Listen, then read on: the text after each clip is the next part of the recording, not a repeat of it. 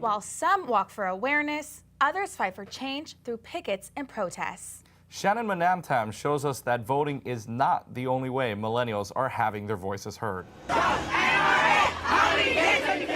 While there has been a major surge in voter participation in the last year, young adults have consistently tended more towards activism rather than just voting as their means of political engagement.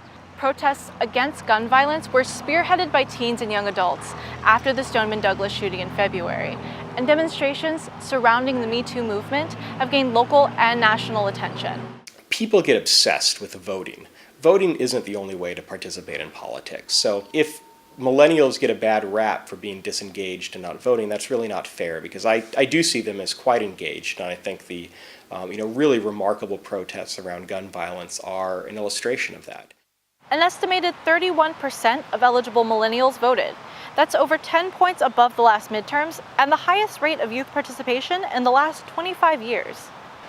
While young adults have been spurred into action by social movements, many have become discouraged from voting because they find the issues politicians talk about unrelatable. I didn't vote in the local election because, one, I didn't feel at all informed about it.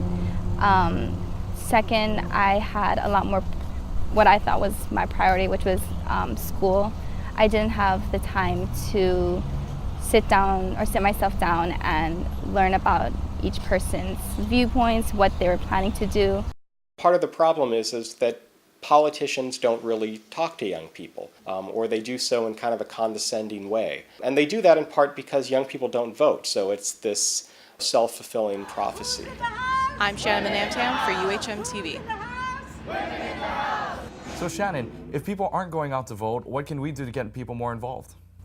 Well, Keegan, humans are social creatures, and movements like Me Too and March for Our Lives were first propelled on social media and then brought to the real world for demonstrations. So when people see that their friends and peers are getting more involved in voting, they're more encouraged to do so as well.